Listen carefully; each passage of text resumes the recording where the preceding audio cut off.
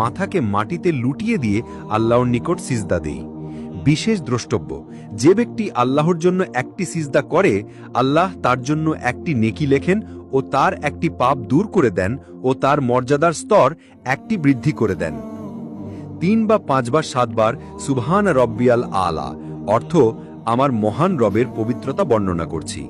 2 সিজদার মাঝখানে আমরা বলি আল্লাহুম্মা গফিরলি ওয়ার হামনি ওয়া হাদিনি ওয়া আফিনি ওয়ারজুকনি অর্থ হে আল্লাহ, তুমি আমায় মাফ করো, আমাকে রহম করো, আমাকে হেদায়েত দান করো, আমাকে শান্তি দান করো এবং আমাকে রিজিক দাও।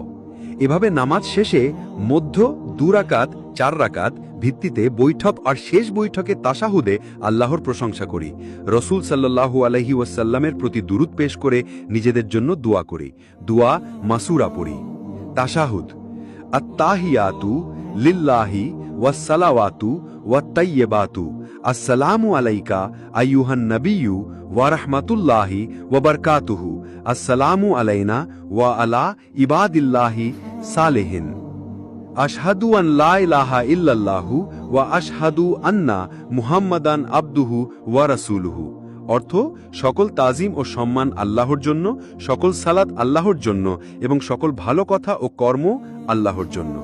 হে নবী, আপনার প্রতি শান্তি, আল্লাহর রহমত ও তার বরকত বর্ষিত হোক আমাদের ওপরে এবং আল্লাহর নেক বান্দাদের ওপরে শান্তি বর্ষিত হোক। আমি সাক্ষ্য দিচ্ছি যে আল্লাহ ছাড়া কোনো সত্য উপাস্য নাই এবং আরও সাক্ষ্য দিচ্ছি মুহাম্মদ আল্লাহর বান্দা এবং তার রাসূল। দুরূদ: আল্লাহুম্মা সাল্লি আলা মুহাম্মাদিন ওয়া আলা আলি মুহাম্মাদিন কামা সাল্লাইতা আলা ইব্রাহিমা ওয়া আলি ইব্রাহিমা ইন্নাকা হামিদুম মাজিদ। আল্লাহুম্মা বারিক আলা মুহাম্মাদিন ওয়া আলা আলি মুহাম্মাদিন কামা বারাকতা আলা ইব্রাহিমা ওয়া আলি ইব্রাহিমা ইন্নাকা হামিদুম মাজিদ অর্থ হে আল্লাহ, আপনি নবী মুহাম্মদ সাল্লাল্লাহু আলাইহি ওয়াসাল্লাম ও ওনার বংশধরদের উপর রহমত বর্ষণ করুন, যেরূপভাবে আপনি ইব্রাহিম আলাইহিস সালাম ও তার বংশধরদের উপর রহমত বর্ষণ করেছিলেন। নিশ্চয়ই আপনি প্রশংসিত, সম্মানিত।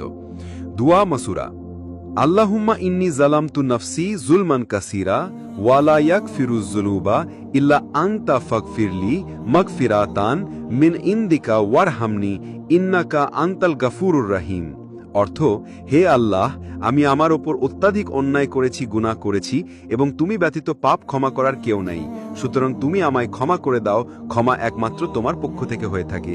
আমার প্রতি রহম করো, নিশ্চয়ই তুমি ক্ষমাশীল, দয়ালু। 11 2 কাঁধে সালাম দিয়ে আমরা নামাজ শেষ করি।